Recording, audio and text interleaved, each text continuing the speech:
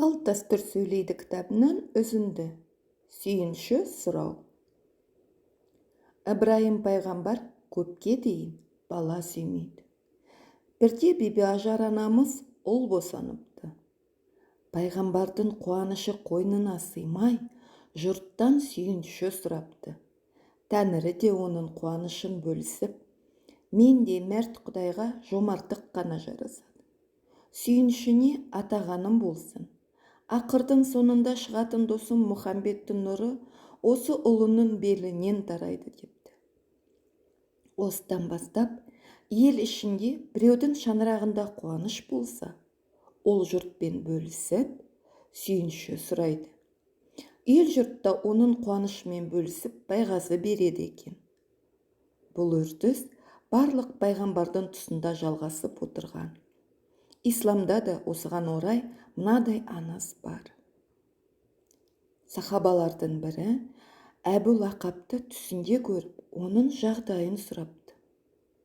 Жағдайымның несін сұрайсың? Ұлық пайғамбардың жақын ағасы болсам да, Тәңірінің рахметінен мақрұм қалдым. Мені қара басты. Тәңірсінің досымен дұшпандасып, оған зарар бердім. Ақырында Құдайдың қаһарына ұшырап, жаһаннамға түстім дейді.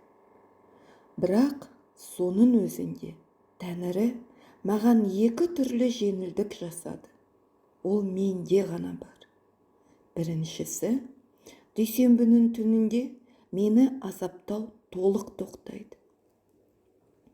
Екіншісі, сол күні шахадат бармағымды сорсам, одан салқын су шығады. Шөлімді қандырып, рақаттанамын. Не себептен олай деп сұрайды сахаба. Мұхамбет пайғамбар дүйсенбі күні түнде туды.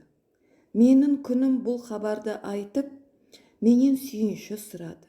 Сол жолы шын қуанып, күнімді құлдықтан азат еттім. Соның құрметіне Тәңірі мені бір күн азаптан босатады. Сосын күніме үйдегі шұбатты алып, Әминаға апар. Күш қуаты сарқылып, әлсіреп жатқан болар. Шұбат ішіп әл жинасын, омырауына құнар бітсін, деп едім. Соның шарапатынан болар дүйсенбіде бармағымды сорсам, шұбат шығады. Жаным жай табады депті. Сахаба ертесіне көрген түсін пайғамбарға айтып береді. Сонда пайғамбар, бұдан былай, кез келген қуанышты сүйіншілендер. Сүйінші сұраған кісіні құр қол қайтармаңдар. Шамаларын жетсе, сыйлық беріңдер депті. Салт дәстүр сөйлейді кітабынан алынған үзінді. Нәрестеге көрімдік беру. Мәулет жырында пайғамбар дүниеге келгенде 7 қат көк пен 7 қат жер, 18 мың ғалам оны көруге келеді. Бір-бірінен пайғамбар дүниеге келді деп сүйінші сұрайды. Бүкіл періштелер зияраттап, оның үйіне келеді. Олар дүр-гауһарлар мен әртүрлі сыйлықтар тарту етеді. Жаңа туған балаға рахымның нұры келді, үмбеті көп болсын, үмбеті Тәңірінің досынан болсын, дені сау болсын деп дұға тілектер айтады.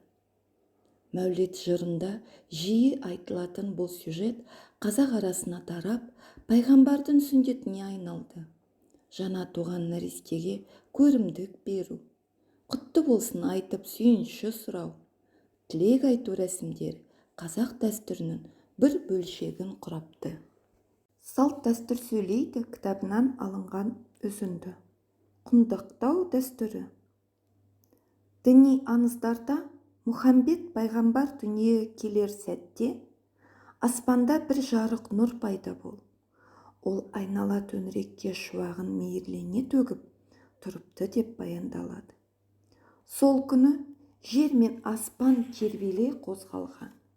Саба көлі тартылып, Қос өзені арнасынан асып, жағалауды шайып кетіпті деседі. Парсы елінің патшасы отыратын сарай сілкініп, көптеген мұнарасының күл талқаны шығыпты. Сәуегейлер түс көріп, түсінде жаман іс көріп, Араптың жылқысы парсының түйесін женіпті. Таң ата сәуегейлер патшаға: Арабия жақтан алапат қауіп тууы мүмкін деп ескертіпті. Түнде жұлдыздардың оты бір сәтте өшіп, барлық тас бұттар құлаған екен. Жын перілер адамда азғырудан жаңылып, оларды періштелер тым-тырақай қуыпты. Ібіліс сол түні шарасыз халге түсіпті. Әмина ананың көңіл көзі күн шығыс, күн батыстың бәрін көріпті. Перзентіне қараса, ол сәждеге бас қойып, үмбетімнің күнәсін кеше көр деп дұға етіп жатады. Әмина түсінбей қалыпты. Сол кезде көктен Жебірейіл, Мәкәйіл, Ысырапыл атты 3 періште түседі. Бірінің қолында күміс құман, бірінде зүміреттен жасалған леген бар екен. 3-ші періштенің қолында пейіштен жібек матасы. Періштелер пайғамбарды легенге отырғызады. Ысырапыл құманмен су құйып шомылдырады. Жебірейіл асыл жібектен жасалған матаға пайғамбарды құндақтап орапты. Әмина анамызға: Әмина, қорықпа. Құдайдың сүйікті досы, ақырдың елшісі Мұхамбет дүниеге келді. Пайғамбардың тәні жалаңаш болмау үшін Құдай бізді оның мүбәрәк денесін құндақтауға жіберді деді. Періштелер Әмина анамызға жас нәрестені қалай дұрыс құндақтау керегін үйретіпті. Осыдан бастап дүниеге келген балаларды құндақтау тәртібі дәстүрге еніпті. Салт дәстүр сөйлейді кітабынан алынған үзінді. Бала емізудегі тыйым. Әйел бала емізгенде жалаң бас отырмайды. Қазақ ырымында шайтан әйелдің шаштағы кірін бөпе еметін сүтке араластырып жібереді екен. Осыдан баланың жаны кірленіп, бойына жамандық ұялайды. Есейгенде мәңгүрт, безбен, тілазар болады деп сенеді. Сондықтан көз ашық кісілер келіннің шашын жауып отыруына аса қатты мән берген екен. Отбасы хрестоматиясынан бос бесікті тербетпе деген әңгіме. Бос тұрған бесікке ібіліс баласын салып қояды екен. Бос бесікті тербеткен шайтанның баласын тербеткенмен бірдей.